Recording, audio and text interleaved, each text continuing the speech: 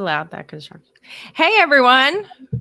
Hello, everyone. Welcome to the Techstars Patriot Boot Camp live conversation this afternoon.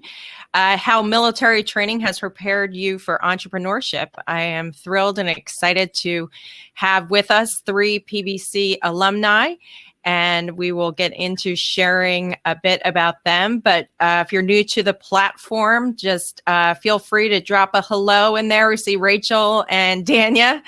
And already Dania saying hi to KC. Dania, in truth, I told him behind the scenes of the green room that she is Casey's best salesperson ever, which they can't see her. Adam, Sherry, it's like the PBC family. And we're also hoping that we have new people join us today to learn more about Patriot Boot Camp, but more importantly about these 3 alumni and how they've overcome and adapted and still working hard at their startups and businesses. So we're going to jump into it because we only have an hour today, and we all know we could spend the afternoon chatting. So I'm going to ask each of them to introduce themselves, and then I have a few questions ready for them. But at any point, if you want to put your question down and ask a question, we have Andrea from Techstars behind the scenes is going to help us aggregate those. It's also okay if you put them in chat. We'll pick up on them. And if you want it to be to all the panel or specifically ask one of our panel members, that's fine too. So I'm Jen Pilcher. I'm the CEO of Patriot Boot Camp. I'm also a PBC alumni of 2013. I learned about Patriot Boot Camp back then when I had my own business. But Patriot Boot Camp was started by Taylor McLemore. He was going through the Techstars Accelerator program, the 3-month program, and wanted to provide and give back something to the veteran and military spouse community. So he launched Patriot Boot Camp, which is a 3-day mini accelerator to help veterans, active duty service members, and veteran military spouse entrepreneurs start and scale their business. We have since COVID pivoted quickly to virtual. So currently we're running virtual 2-day boot camps, and you'll learn more about that at the end of this program. But these 3 lucky people got to go through the in-person program, so they'll be able to share about their experience there. But we also, just for those tuning in that might be new, have a virtual 2-day boot camp program coming up in February that we are opening applications to next week. So without further ado, let me, Michele, you're up top, so I will call on you first, the Brady Bunch style. So please welcome Michele Atkinson, and if you want to share about you and your company, and welcome to our live. Absolutely. Thanks, Jen, for having me. So I'm Michele Atkinson. I am the CEO and co-founder of Contract Cloud. So I'll tell you about Contract Cloud in a moment, but first I'll tell you a little bit about my story. I first went to PBC in, I can't even remember the year, it was 2018 or 19. They all blend together now. The first time I went, it was in Austin. I went back to PBC Rise, which was an alumni event that was in Raleigh. After that, I was able to use everything that I had learned to get into the Techstars program in Chicago in 2020. That was early this year, and went through that with Contract Cloud. And I'm a military spouse. My husband is still active duty in the Air Force. My co-founder, Lynn, her husband is also active duty in the Air Force. And from what I gather, we are the first company who is currently active duty Air Force or military spouses to graduate from Techstars. So we're super excited about that. What we do at Contract Cloud is we help companies that want government contracts to simplify that process, to go through. And from what we found is that it's really complicated. The government says, hey, we have all this money. We want small businesses. Let's give it to you. And then when you peel back the layers a little bit, it's just nothing but confusion. Now, I've been in this industry for over, I don't even want to say how long. Now I usually just say a decade, but I'm going to age myself. So I'll just keep saying a decade. And writing proposals. I've had a company before this, consulting, writing proposals for that. And the whole idea behind Contract Cloud is more of this TurboTax style. Let's make it simple, because as soon as you start looking at it, it's really complicated. And so with Contract Cloud now, really we're an alternative to Beta SAM, which is the way that you find opportunities. So you can use our site and they just come to you simply. It's a better form of matching. And you don't have to really mess with that whole website. And then all of the rest of what we're doing is we're adding on later. So we learned a lot through the program that I'll talk about later. Awesome. Thank you. I'm sure we'll have lots of questions about that because government contracting has to be one of the most confusing areas out there. So kudos to you for tackling that, and what a phenomenal company. So next I will go up to Casey. He's up in my upper right-hand corner. So Casey Chhipwadia, please introduce yourself and your company. Okay, thank you, Jen. Good afternoon to everyone. Good morning, wherever you're at. And being a Navy guy, of course, I have to say happy birthday to fellow Marines. Hoorah today, and happy birthday to you in the Navy Marine Corps team. So Casey Chhipwadia, CEO and founder of Athlete Foundry.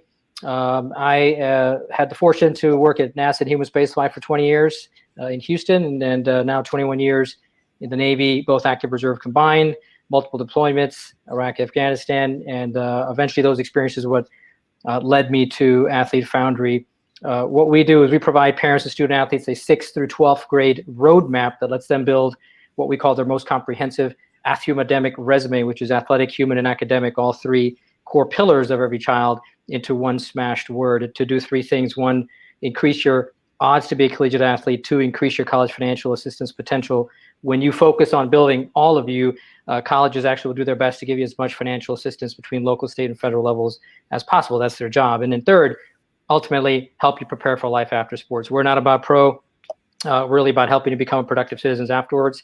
That starts early, not at a year or 6 months before you graduate college, which majority of I call them kids, but young adults do, and say, hey, I'm about to end. What do I do now? I wish I thought about this years ago.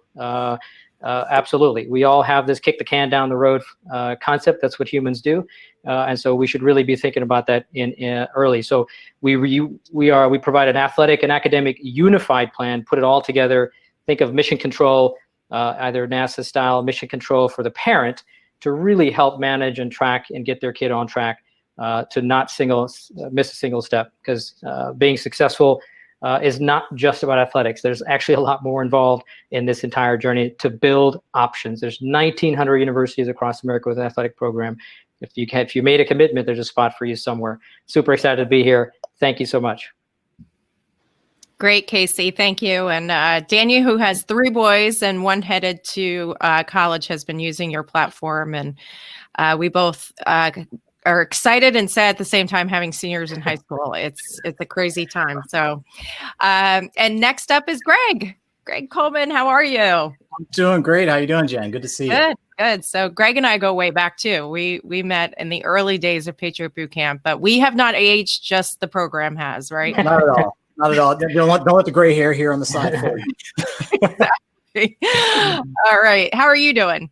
I'm doing awesome. So again, Greg Coleman here. I'm the CEO of Sworkit, formerly known as Nexercise, but we evolved into Sworkit. So Sworkit is a digital fitness platform that delivers one of the most customizable and personalized fitness experiences available. We market to consumers and also to employers and to schools. We are in over 13,000 schools now, making Sworkit available to over 9 million students. Which has been particularly interesting in COVID times. We're really helping students and schools with their remote learning and with their virtual PE, bringing a PE component to at-home learning. As far as from a background standpoint, I was actually in the very first PBC cohort back in, I can't remember if it was I think it was 2012, if I'm not mistaken, at Georgetown University in DC. Is that right, Jen? Is that the right one? That's correct. You got it. Yeah. Awesome. And then about a year after that, went to the full TechStars program, did TechStars Chicago. So another TechStars Chicago alum. We did the 2013 cohort, and then we've been running ever since then. On the service side, so I came up. I was went to the Air Force Academy. So they're Air Force family here. Came out of there back in '95. I was a pilot on active duty for 9.5 years, and then transferred to the Guard, DC Air National Guard. Went back to school, got my MBA, met my business partner in school. We started the business about a year after graduation, and then kept going. I'm happy to say that as of November 1st, I'm actually a retiree.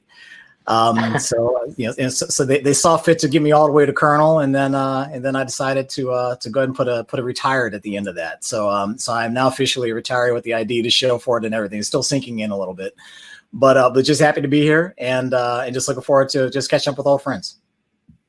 That's awesome. Welcome. Yeah, this is a dynamic group, right? So we're showing we have a good amount of people joining us today. So if you just joined us, please start to put your questions in. This is going to be a fun, casual live Q&A. I have questions for this great group. Please share in the comments maybe where you're checking in from.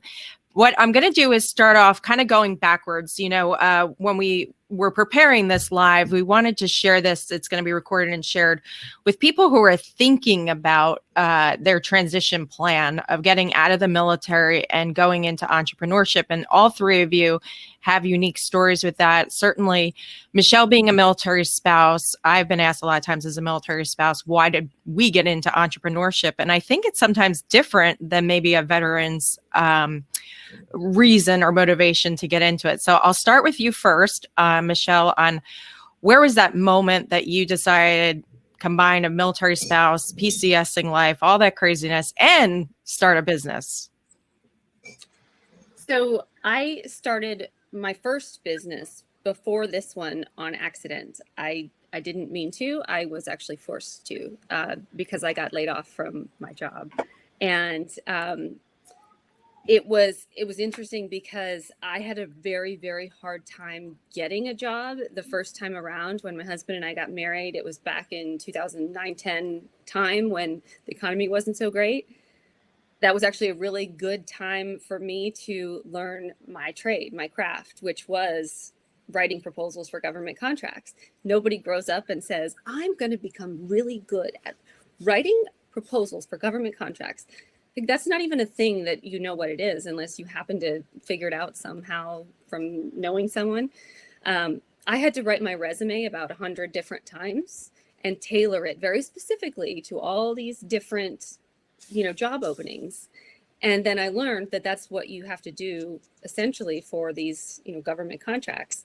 And so when my job was downsized in 2015, said, what am I going to do now? Am I going to go find another job having to do this? And I had small kids at the time. Or am I going to see if anybody wants to hire me as a consultant? I think I'd rather do that.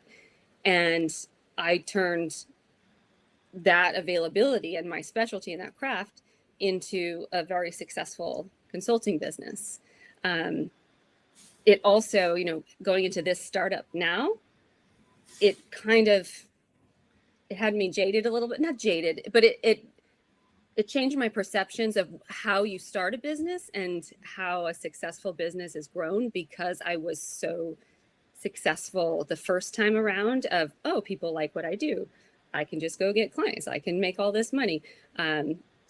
Startups and traditional small service businesses are very different. Even though, I studied business in school and I knew what I was doing, I was in for a bigger challenge on the scaling side. So, yeah, I shared this quote the other day, and I think it applies to all entrepreneurs. Whatever stage you're at, is that starting over, at least you're starting from experience, not from start, from the beginning. So I think you experienced that in spades, that you weren't starting over from scratch.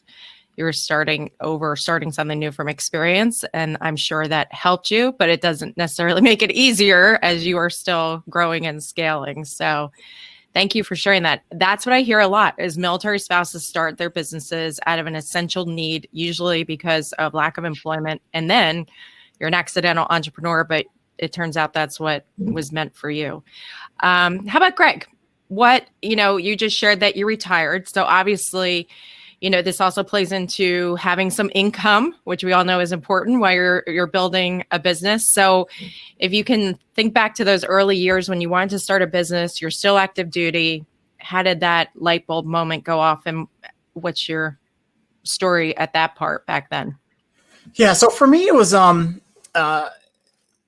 there are like a few different factors at play and a couple of different dynamics. And, I always knew I wanted to get into entrepreneurship at some point in my career. I just didn't know when. I left active duty and went to the Guard so I could stop having to move every 18 months to 3 years, as was getting to be the trend at that point. And to be able to plant some roots, more importantly, go back to school and to start to think about my civilian career. So I will give a shout out to the National Guard in that being a member of the Guard, when you hear citizen soldier or citizen airman, it really is a thing, right? And it's amazing the types of things that guardsmen and guardswomen are doing, in their civilian careers. I'm always surprised by the things I find people doing. And so for me, actually transitioning to the Guard was part of how I did it. But even while I was in the Guard, I was what's called an AGR, Active Guard Reserve, which meant I was active duty in the Guard. So the nice thing about that is, okay, the moving piece went away, but I still was full-time employed, right? I was still flying. I still had a full-time job. And for me, it was more about trying to balance it to get to a point where where I could go full-time. So what I used at the Guard was, it was a nice, it was a good opportunity for me to kind of keep continuity, to keep that part of, and to keep the service alive, and to keep that part of my career moving. But what I did is nights and weekends, went to school that way, and then also started a business that way. So for the first 3 years of the business, I was a full-time military. And then working on the business nights and weekends. And then we got into Techstars, and with that came a little bit of cash that would give us a little bit of a bridge to see if we could extend that into being able to do it full time. And so through that, Techstars kind of served as a forcing function, if you will, to get me and my partner, Ben, to go full time into the business. And we were able to kind of ride that wave, keep it going. We raised money coming out of it. So we were able to actually stay in the game, and we were able to subsequently stay in the game. But the thing that was really amazing about the Guard is that I kind of had the Guard as, not necessarily, you could call it a fallback, but to me, there's an aspect of it where, hey, listen, I know if things don't work out, I have not completely severed ties with the military. And so for me, the Guard was kind of like a bit of a safety net even. I'll even say that it was a bit of a safety net that could allow me to do it. But there was a moment where I had like the moment of truth, if you will, in that we got into Techstars. But for those of you who know how this works, I was at 18 years and 3 months of active service, which put me into what's called sanctuary, which is basically, you're a made man at that point, and, short of committing a crime, you're going to get to your 20 and get your retirement. And so then at that point I said, okay, so I can either go swing the bat for real and really be serious about this entrepreneurship thing, or I can just kind of stay in my comfort zone. And I remember, almost to a person, I went and said, hey, you know what? I got this business I started. I'm going to resign my full-time commission and going to go part-time and going to go work on my business. And all but one, looked at me crazy, like, dude, what are you doing? Are you insane? Are you mad? What are you thinking about? And then, but I just had deep down inside, I knew what I could do, and I knew it was possible. I knew what I wanted to do. And it's funny, there was one person who just kind of looked at me and said, I get it. And that was my wing commander. I'll never forget. He was a brigadier general at the time, Mark Sasseville. He's now the vice chief of the National Guard Bureau. But he kind of looked at me and said, hey, Greg, listen, I get it. The beautiful thing is you're in the Guard. And so you can, listen, you can go in and come back out, and just know that we'd love to have you back. And as it turns out, I was able to kind of go on and off of orders here and there, either back at my unit or in the Pentagon or whatever. And I was able to put together the remaining 23 months or whatever it took to actually get to my 20 years active. So I was fortunate enough, I was able to actually even put together a 20-year active career while simultaneously building the business. So it just really worked out for me.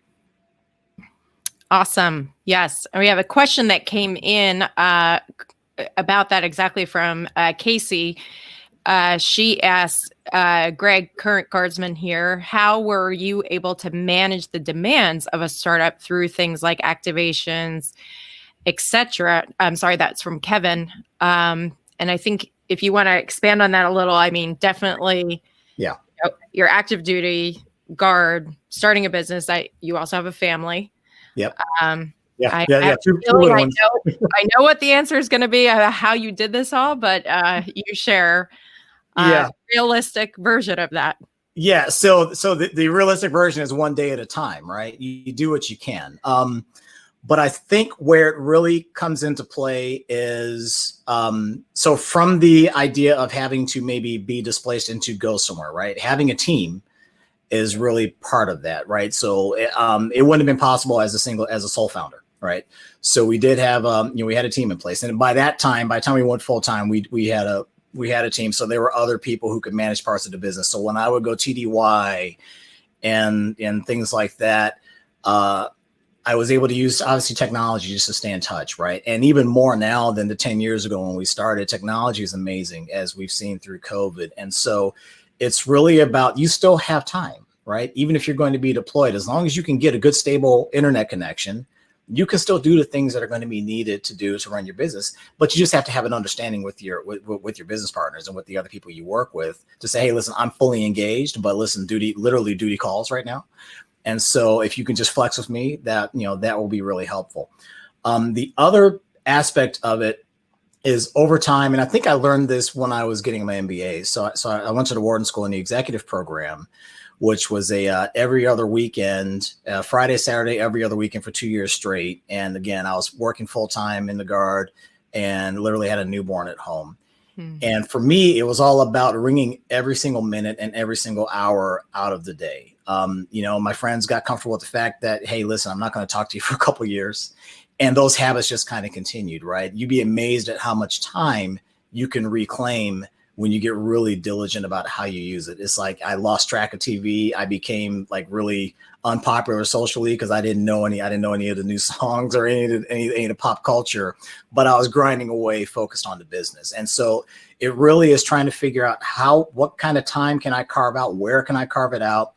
Having your technology set up flexible enough where, hey, listen, if you just get a half hour while you're sitting in an airport somewhere, you pull out a hotspot and pull up your laptop and you can knock out some things while you're waiting to board a plane.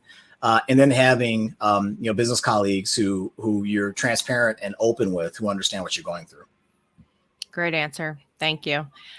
Similar, Casey, I think you can relate to a lot of that, but if you can go backwards in time, for those that are joining us on that pivotal moment where you do commit to starting your own business while also serving, if you could share that story.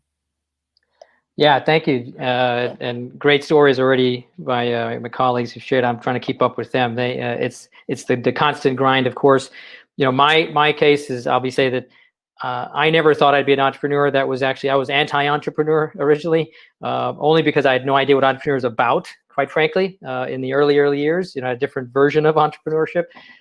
In my life, because I made a decision when I was 6 that I wanted to be an astronaut, and I had done everything humanly possible and more, and I got fairly close, but it was obviously that didn't happen. But along the way, my first deployment to Iraq was literally the hardest job of my life, looking for our POW, prisoners of wars for our service members. The 15-month deployment was a pretty taxing deployment, mentally and physically, and still with me today, the things that I had to do. And it was those experiences during that first deployment that actually, having come close to not coming home on many occasions, made me rethink my life's purpose. And I, for the first time in my life, thought, maybe there's something else that I was destined for on this earth, and I'm convinced that I was put on this earth for something big. I thought it was being an astronaut, but perhaps it's something else. And I had to have the patience to do a lot of self thinking, and I did a lot of self reflection. And after my second deployment to Afghanistan, came back and talked to a lot of veteran entrepreneurs. My first PBC event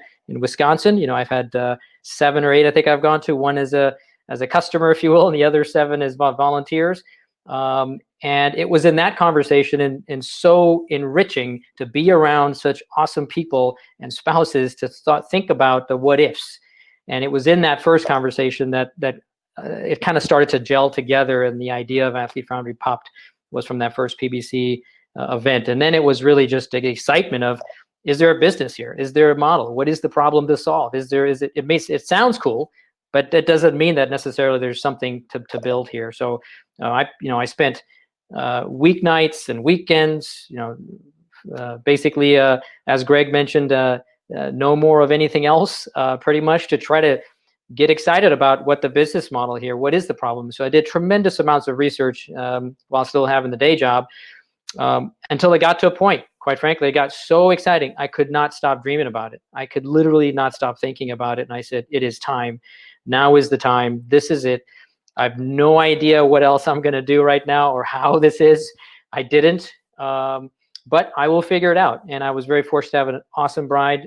Military spouses, by the way, are the toughest substance on earth, period. And she said, you know what, we'll figure this out. So, and we're still figuring it out. So that was 5 years ago. We made that call, jumped off the cliff, no parachute, and I'm building that, in Navy term, I'm building the ship as we sail here. Every day I get punched in the face and I get right back up. For sure. Sometimes I said, you feel like your teeth are literally on the other side of the room. All right. Well, we still have a great group and growing. So if you just joined us, pop in at any moment and ask a question. I will keep filling in. I've got a bunch of questions, but we're going to take them as they come in. So feel free to post a question to any one of our panel members or all of us. All three of these guys and gal are willing to share, as they already have, the real deal. And Michele and I were just recently talking about this, that we're peeking behind the curtain here. This is hard. This is hard. And we get on these podcasts and we kind of show our shiny selves, but I am going to dig deep for a moment and start with Michele on just realistic with bootstrapping a company and how to really, again, for our listeners, how you make that pivot. It sounds like Greg and Casey, I used my husband's flight bonus. And let me tell you, I was not too happy about that. Casey, he also wanted to be an astronaut. That was his goal in life too. It's a noble goal. Didn't quite make it, but still flying. But I used his flight bonus as our, bootstrapping cash. And I will never forget the day being in a Wawa. For those of you from the Northeast know what a Wawa is. The rest of you are like, what is that? It's basically a gas station where you can get food, drink. Next to the Piggly Wiggly. Yeah, exactly. It's the Northeast, our Team Sheets. I love it. Yep. I will never forget the day I went in to get cash out for my hairdresser, as I pay her in cash, and there was nothing left. I will never forget the day. And I was like, oh my God, I drained every dime we had in our savings account and more. So Ed, fortunately, was active duty, still was paying the bills, but everything else was now gone. What am I going to do? So, Michele, if you can share some of those moments and what do you do? How do you go forward? Yeah. My situation is a little bit different. I touched on it before, as I had started one business that was completely different from what I'm doing now. And it was a success right away, but it was only about the hours in the day that I was able to work. And from that business, I learned that I was onto something that was very big, that needed to happen. A lot of people needed this. I learned that there's a lot of bad actors in our industry that are taking advantage of really good business owners, and they needed a solution that was going to help them. And similar to what Casey was saying, like, I couldn't stop thinking about it. I had to build this. And I was coming from a perspective of someone who I knew my craft, software, was something newer to me. And it was like jumping off a cliff, and I said, I'm making all this money from doing what I can do hourly. But I got to the point where I'd be on a family vacation. We're at an amusement park and I have to run over and say, hang on a second, guys, I've got a call to make. We're doing a debrief on this proposal just give me a second. And I realized I don't want to spend the rest of my life, having to be constrained by the hours in the day. And so I've been phasing out of that business, and I actually, the business is still around, it's doing well, but I took all of the money out of that business that I used to be able to just do whatever I wanted. And so we had gotten used to just doing whatever we wanted. And I took it all and put it into this. And I don't even want to say how much I put into this.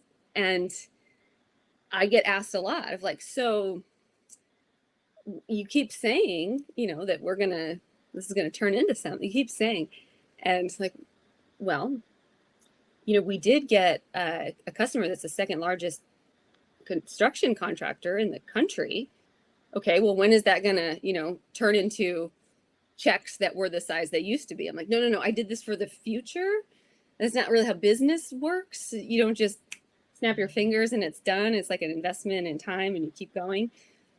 But remember, in the military, and Greg and Casey, you guys know this because you've been there and now you've transitioned out and you've been on both sides. In the military, you get your check every week or every 2 weeks, and you do your job, and it's consistent and it happens. And as a leader, you don't have to worry about paying your people. You don't have to worry about running out of money.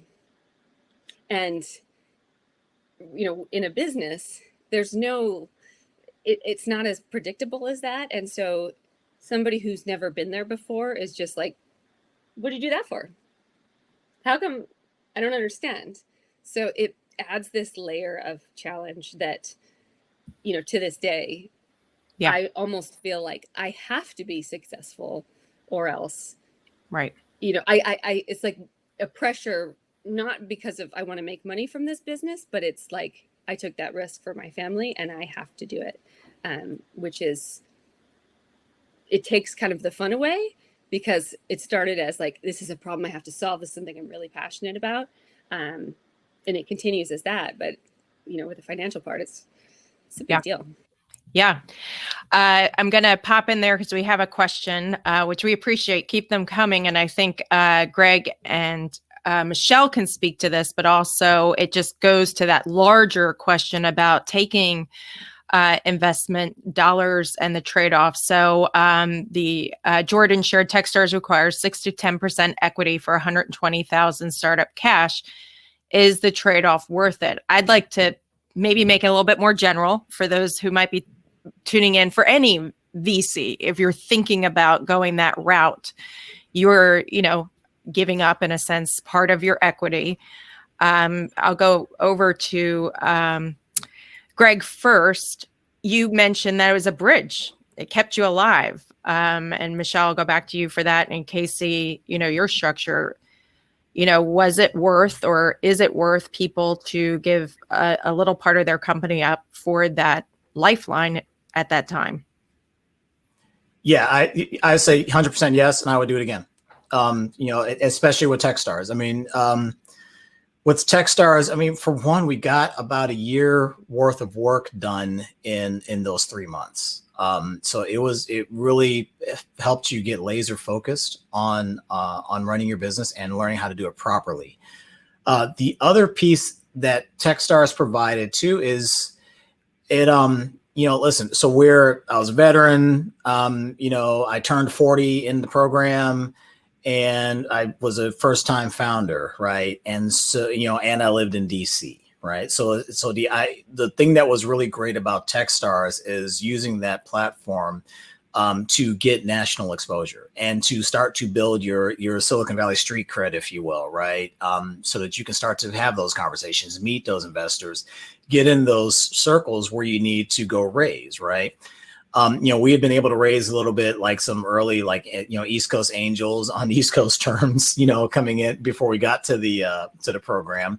But then coming out, we were able to go raise a seed fund, our seed round after we graduated from the program. Literally, we closed within probably about 60 days of completing the program. We closed our first round, and we probably could have fought and ground our way to getting there on our own, but it would have been a lot harder and would have taken a lot longer. So it really all comes down to, listen, do you want 100% of something small or a percentage less than 100% of something much larger?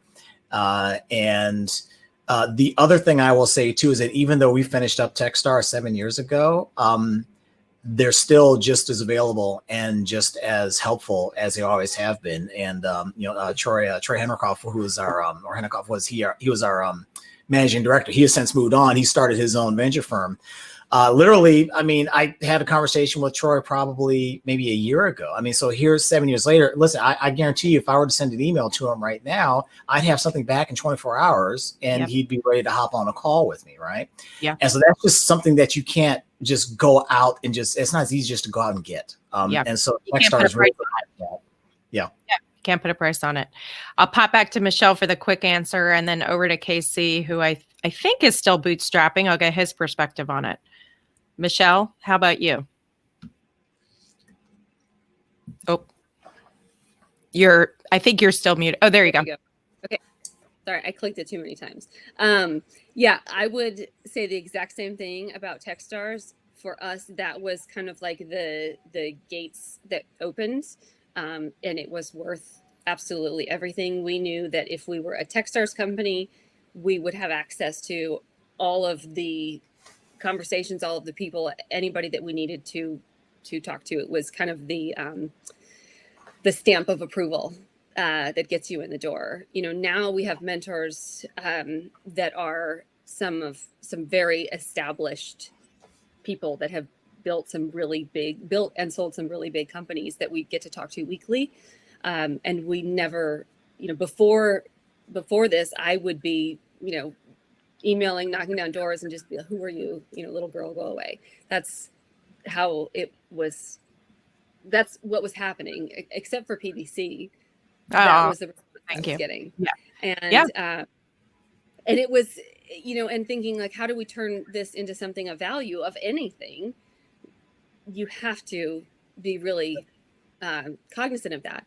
On the flip side, we've had a lot of meetings with investors since graduating from Techstars and really understood that this is like hiring your boss. And we have actually told some of them, hey, no thanks, not interested, because we've understood that it wouldn't be terms that we were interested in. We wouldn't, it's like getting married. You're in a relationship with these folks for a really long time. And that wasn't going to be something that was beneficial to us. And so to give equity to certain people might not be as beneficial, but to Techstars, yes, absolutely. So it goes both ways.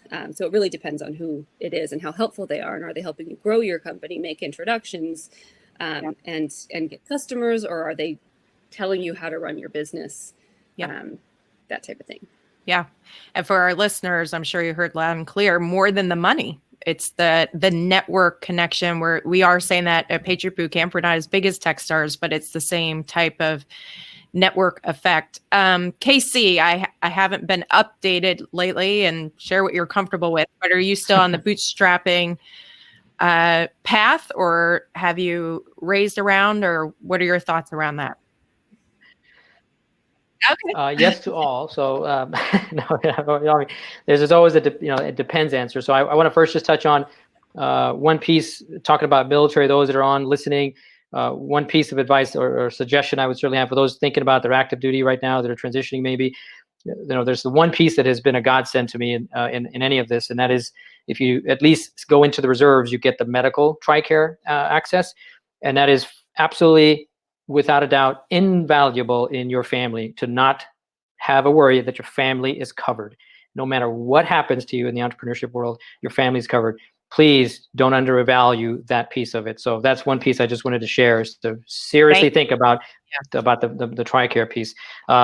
Two books that certainly suggest, we all read tons and tons of books, certainly. One is the Founder's Dilemma. Highly suggest. I reference that. It's almost like a Bible. I refer to that on a regular basis. Tremendous amounts of technical data in there. Is Founder's Dilemma, and the other is the Brad Fell one, Venture Deal. So it's kind of two of those, without a doubt. Refer back to those in these sorts of questions, because it really depends. I mean, I've not been to Techstars. Certainly, without a doubt, I think at the end, I think the word is fair. What is the fair deal is what we should all be looking for, including the other side. And that's how you really determine their character in the investor side. I've talked to so many investors starting back in my first PBC until now. Regular basis, I'm talking probably to an investor once a month, if not a couple times a month. And, trying to really gauge their authenticity. What are they interested in? There's some that say, no matter what, within the first year, I replace the CEO. Okay, thank you, goodbye. That's their deal. Nothing wrong with that. That's just how they do business, is that they will replace because they think that the founding CEO is not going to be good to scale, or whatever the reasons are. So just really dig into understanding those aspects. In my case, I've had, yes, this is a tough, very hard question in the sense that it reminds me of everything that I gave up, which is everything, every single penny, everything is used. So everything that I built all my savings up for, because I truly believe in this. And you can perhaps argue, Casey's off in the deep end. There's people that when you get so invested in your product, you don't know how to say no and turn around, perhaps, but I feel very confident in my decision making that yes, there's risk there, but we've thought through as a family, what are my alternatives? Can I get back on orders as a reservist? Absolutely, I can go on deployment. So we have these sort of not optimal scenarios, but we have these options that we can certainly pull the trigger on if needed. But we're gonna plow forward 1,000 miles an hour to make this thing happen. And I think the quote Twitter founder probably many have said this now. Twitter's a great overnight success. It only took 10 years. So we're in that halfway journey point. We've had a friends and family round, several of them. So they've been very grateful for my friends and family to get us to this point, combined with the bootstrap myself. And now I'm actually in the phase, and have been. COVID has voted a little bit to slow me down a bit, but that's okay. Yep. I'm raising what I call my pro-seed round, so pre-Series A is where I'm looking. So I was very close to one particular investor, but they didn't have enough funds in their current fund to I guess pick me. So that happens. I've gotten to a point where unless I see it in written, I don't care how excited they are and what words come out of their mouth. Unless It's in writing, I'm not going to celebrate and pop open that bottle of wine until I actually see that. So I'm in that gray zone right now of raising my pro-seed round. Yeah. Well, thank you all that's a tough topic. I appreciate all of you sharing honesty. We had another question come in about VC, but I think they all answered it, that you really need to investigate them as much as they are investigating you. It's a two-way relationship. And don't forget that you are the founder, you're in control, no matter how, hard of a situation you might be at the current moment. Don't let that be the decision. Research them. Ask around. Boy, I'll tell you, our network is strong and connected. I don't want to say we're like the Jersey Mafia, but since I'm from Jersey, I'll throw that out there. So I want to go to the next question, because I think we're going to pivot away from funding a little bit about market research. That's the next hardest thing. How do you find your customers? How do you find your clients? So if we could do maybe a lightning round about that, just because the next 15 minutes will go fast. So how did you zero in on your market research and ultimately your users? And then with very little dollars, because none of us had money or have money for marketing, how'd you do it? How did you guys get those clients or customers? I will go to my right over to Greg and then up and around. Yeah, so I'll start. I think the first thing is you really need to understand your product, right? I mean, and foundational is understanding the problem that you're solving, right? So what problem am I solving, right? That's step one. Step two is, okay, who has this problem, right? If you're solving your own problem, right, then who else is going to have that problem? If you're solving a problem that maybe you don't have, but that you've seen, okay, again, who's going to have that problem and where are they? What I will say is that depending upon what market you're in, it may be more difficult now than it has been in the past, because just, ad click-through rates are a little out of whack. Facebook advertising does not have the same ROI that it had, 5-10 years ago. Same thing with Google. For us, our growth has been 97% organic, a little bit, outside the ordinary on that, but we were pretty successful can't say I can repeat it again, but we were fairly successful with getting earned media. I found like the earned media, again, zero cost. You are still king at earned media. I just want to say, if anybody wants to ever talk about earned media, I got to throw you in there because you are. I love it. It's such a smart tactic. So share it. Yeah. Well, I appreciate that. Thanks, Jen. And it's just kind of like really trying to connect to the human element, the human story. And I think story, right? Okay. What is the story you are trying to tell? What is it you're trying to be? There's like some old, like, depending upon, how familiar you with some of the other marketing axioms, like, listen, you don't present yourself as Luke Skywalker. You need to be Yoda. And who you're selling to is Luke Skywalker, and you need to be figuring out how to help them be better at what they're doing, right? And then try to get really good at copywriting, press releases, right? It's fairly inexpensive to put out a press release. Haro, help a reporter out. We actually did quite a bit of that even during COVID, and started to get some pickups that we were able to kind of amplify, right? So there's all kinds. If you can find different ways to kind of hack earned media, I think right now that is probably a way to go. Another thing to think about too is, well, what kind of business are you, right? And where are people looking for your products, right? So if you're a consumer, then you got to figure out the mass market piece, right? If you're SaaS, then figure out who your customers are and how do you get in contact with those customers, right? So my hypothesis is that it's easier to get to a SaaS customer than it is to a mass market consumer, because you can just call them. You can pick up the phone and call the person who's potentially going to buy, where that's a little bit not quite as scalable on a consumer product. Yes. Now I was doing the mic. Yes. Greg needs a podcast on earned media by himself, but I agree. That's how we did it too. All right. KC, how are you finding those users in addition to what Greg shared?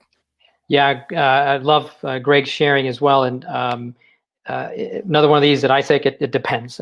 Yes, obviously you have to find the customer. What problem do they have? How do you solve it? How do you get it to them? But I have found personally, in my particular experience, is that it is certainly different than 10 years ago. It's different than 5 years ago. And no matter how you have solved a particular problem and line up and say, yep, you solved it, it's still freaking hard to get that cash out of the damn pocket to say, I just solved your problem. You told me you did.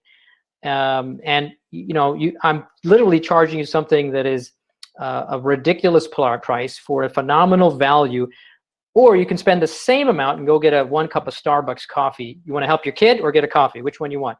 And it's amazing that most of them will pick the coffee. It's amazing. And I want to just like, I won't say it. So No. Like, are you kidding me? Yeah. Come on. Which one's more important? So there's other parts of this it's how do you hit him in the emotional gut? That's what I kind of think about, is whatever that takes. It maybe it's the coffee example. Maybe it's you give up one dinner an evening to help your child's future, whatever that is. What is that emotional story that hits him in the emotional gut? And in my case, we took starting in January, it turns out right before COVID, we decided to take this a slingshot strategy, what I call a slingshot. So for my NASA days, if we're going to launch a satellite, you don't go direct insertion to a distant space spot in space, because it's too costly fuel wise. So you got to be focused on what is that one single milestone I want to hit, and then that'll propel me to my next one, and then my next one. So the satellite it orbits a bunch of planets, and it uses the gravity for free trajectory, and it boosts your velocity significantly. But that means I have to stay focused on my next goal. Yes, I want to snap my finger and eventually get to millions of users. That's great. But I'm going to have to get there one milestone at a time. And so what is our next single thing that we think can boost at scale our user base? And that is through partnerships. And so we're really focused on partnerships and really creating an interesting deal where it's almost they can't refuse. Essentially, the old Godfather, I'm gonna make you a deal you can't refuse perspective. So it's working. It absolutely is working. And be creative. Yes, Athlete Foundry. Yes, it sounds like, oh, you should go down to the sports travel teams or the school districts. And yes, we're doing that. But guess what? There's more than one way to a parent's pocket. There's more than one way to a parent. In fact, there are more other ways, non-conventional, untraditional ways to a parent. And that's what we're actually doing. For example, we just had an exciting, absolutely phenomenal partnership we just struck a couple of weeks ago with the largest police association in California for the entire state of California, all of their police officers. We are their premier platform provider for that entire organization. Very unusual, yes, but this exactly a benefit that it helps their members. Guess what? Police officers work long shifts, extra shifts. 80% of their awake time is spent away from their kid because they're working so much. Well, that means less connection to their kids. They don't feel like they're maybe helping their kids as much. We come and help them and say, thank you for what you're doing to protect our communities. And oh, by the way, this will help you help your child achieve that American dream. I can't think of a better emotional story than that. That's awesome. Yep. Out of the box. Way to go. And partnerships for sure. Michele, how about you? How are you finding your new clients and users? So I originally started thinking that I knew them all already, and I was going to use a network effect to just capture, the percent of the market that I needed, and that was going to be plenty of money to be successful. What I didn't realize was that the initial product we had created was too complicated. If you're selling, I have a simple solution to this complicated thing in government, and then your product ends up having so many features that it's actually kind of complicated, then you've totally defeated the whole purpose. I've been in this industry for so long that I have a big network, several thousand companies that I know needs this solution. So that this will be a great place to start within this network that I have. However, getting excited as entrepreneurs do, going, oh, well, this doesn't have to help just this industry, which I'm most familiar with is AEC, architecture, engineering, and construction. This can also help emerging tech companies that are bidding on SBIR contracts, because those are companies that I understand as well. And this can also help software engineering companies, and this can also help companies that manufacture products. And so we kind of got excited and we started adding features, and we made more than we needed. And when we got into Techstars, we realized everybody told us basically the first thing: simplify down to the minimum possible thing that you can sell so you can get the initial traction, and then you can build on more from there. So our initial product was actually something that took everything about your company and made it so you could essentially generate a proposal similar to TurboTax. And we just scrapped the whole thing, threw it all away, and went to how do you find the opportunity a whole lot easier than all of the opportunity or all of the options that are out there.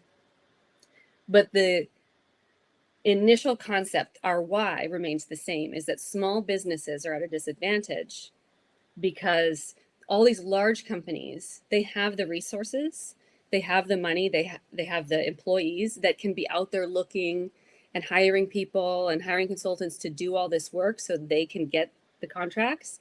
And the small businesses that should be getting this money, they don't.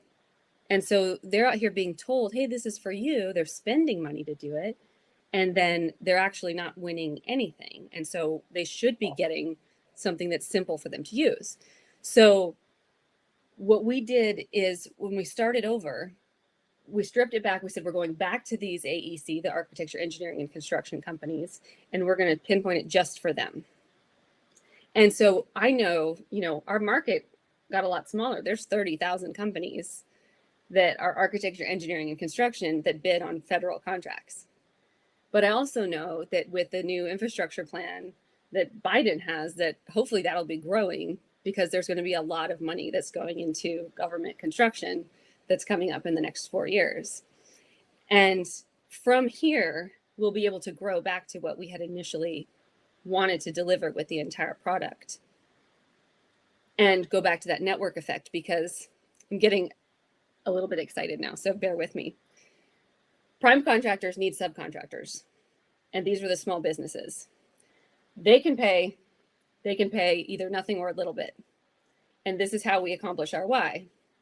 So we've got our larges that are still doing what they're doing, meeting all their small business subcontracting goals, and they're able to not have to pay what they have to pay. And that is essentially what we need to accomplish. And so I want to be able to, like, really all I want to be able to do is make it so these small businesses, the service-disabled veteran-owned plumbing companies, can say, I'm able to do that job over there at Fort Benning and just put in a number and bid on it and get to do that work.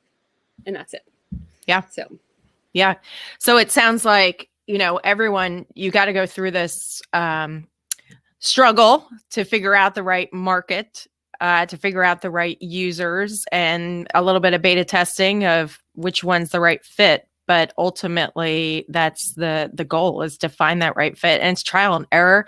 What I did hear is a ton of hustle. What I've heard from everyone is this is a ton of work. Everyone in here shared, this is not easy. It's doable, and we all fell in love with it.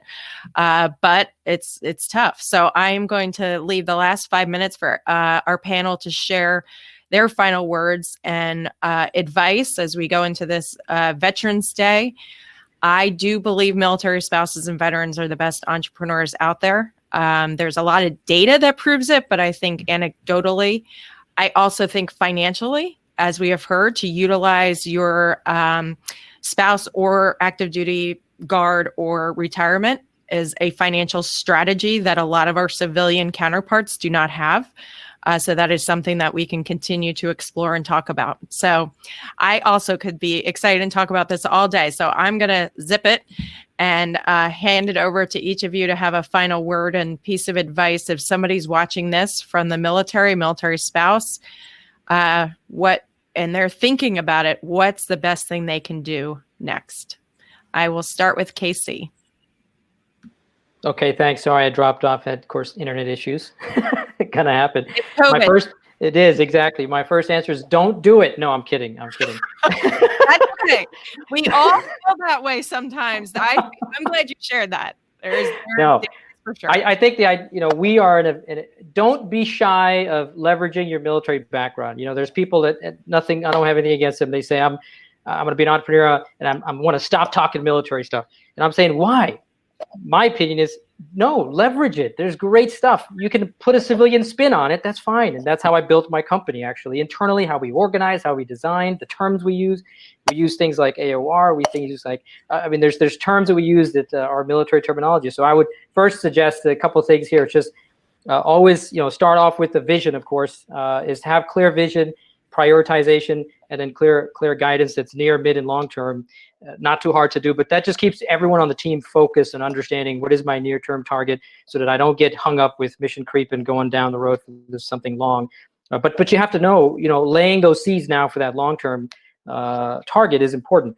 Understanding that time is of essence. Be very stingy and precious with your time. Everyone's time. Extremely stingy. Unapologetically stingy. Meaning when you ask someone on your team to do something, they do something to you, make sure that communication is freaking super clear. We use the purpose, mission, end state sort of a commander's intent terminology of be very clear what that is, because you don't have time and error for mistakes and misunderstandings, because now a day goes by, 2 days go by. Oh my God, every moment matters. I also say that I like the thing I dumped from the military was red tape. Of course, we got a lot of red tape there, but that's far and few between all the great stuff that I brought in with me. And so it's really about I apply bureaucracy or process as needed, as compared to start off with a ton and then peel it back. It's almost apply it as needed, because it is important to ensure that you don't get too far ahead and all of a sudden you're ready to scale. It's like, oh, I wish I had did this a year ago and I made those 5 decisions that now are going to really hurt us. So try to do your best at that. Planning. We're all great at planning. That's part of our business in the military, is no matter what rank you wear, is planning. So plan properly, obviously not in exhaustion, but plan properly and use that leverage. So don't kick the bucket on the Navy stuff or the military stuff. Leverage that. That's what I'd like to at least share. Thank you, Casey. Greg, I'll go down to you. Yeah, so I'll at first I want to echo everything that Casey said, but I want to kind of lean into even a slightly different area. By nature of being a service member or being the spouse of a service member, you have in here what it takes. When you start thinking about what makes you strong in the military, right? It's resilience, it's determination, it's that never give up mentality. But more importantly, it's the ability to adapt. We all have a plan, and then once you get first contact, then the plan changes, right? That ability to adapt, to kind of to evaluate, okay, you know what I'm doing right now is not going to work. What I'm doing right now is not working. I need to adapt based upon the reality that I face, right? It's funny because there's this misnomer out there. I feel like it's starting to get broken down, but there's been this misnomer that, hey, you're military, you're disciplined, you're rigid, you're overly wedded to structure and bureaucracy, right? Yeah. But what ends up happening is that when you're actually out in the battlefield, we're the complete opposite. We're some of the most adaptable and capable and think on the fly people out there, right? And the spouses are the same. This, just as the member may be dealing with the situation, the spouse has to adapt on the home front, and especially if that spouse works, or if that spouse has to, or maybe they're both military members, right? But the reality is that as a family unit, you are more adaptable than the vast majority of the population, and that in and of itself, the ability to adapt and to not crumble, prepares you for entrepreneurship. It's going to be no different. Yeah, great. That is the first time I've heard somebody articulate that. And that's so true about, military people think that, or non-military, rigid, when it's really adaptability. That's great. And Michele, you're going to close us out for those military spouses out there. Yes. And I have to echo what Greg said, that I was literally thinking the same thing of resilience. We get hit with things day to day, and it changes, whether it's, oh, we thought we were going to get that money and now we're not, or I thought I had this person on our team and now we don't. And you're always adapting to, these new factors that are at play. But one of the biggest things that I also wanted to mention, I would be a bad CEO of Contract Cloud if I didn't say it, is there are, as veterans, especially if you are considered service disabled, there's a lot of opportunities to get funding from the federal government for your business, and Contract Cloud can help you get that money. And so, it seems really complicated on the outside, but there's people out there that are happy to help you. And the thing about that is that there are opportunities that are literally set aside just for veteran-owned businesses. And because of the Kingdomware Act, if 2 or more veteran-owned companies respond to a source of sought that is for for the VA, then they have to set it aside for a veteran-owned company. And so by responding to these source of soughts, which is essentially market research, where the government says, hey, we're thinking about setting this aside and making it limited in competition only to veteran-owned companies. If 2 companies respond and say, hey, I'm capable of doing that, then they have to. And so that's a huge opportunity for this community. And that's no matter what it is that we're, whether it's, engineering or whether it's software. So there's something that we should be talking about more. Yeah. Thank you. Thank you all for really being honest. It's been an honest, gut-wrenching conversation about how military training has prepared you for entrepreneurship. And we can see that it is going to be resiliency that keeps us all going. It's also a community and a family. Same thing with your military training or military spouse life. You need a unit. You need a squadron. Patriot Boot Camp is here as your unit and squadron. Please reach out to us. As I mentioned in the beginning, we're about to launch our applications for our next PBC virtual boot camp. So please share that with your network at patriotbootcamp.org. Please check out Techstars with all of their information. Thank you for hosting us today. And thank you all for being here. And we look forward to seeing you again. And thank you to all the veterans out there tomorrow for Veterans Day. We appreciate it. Have a great day.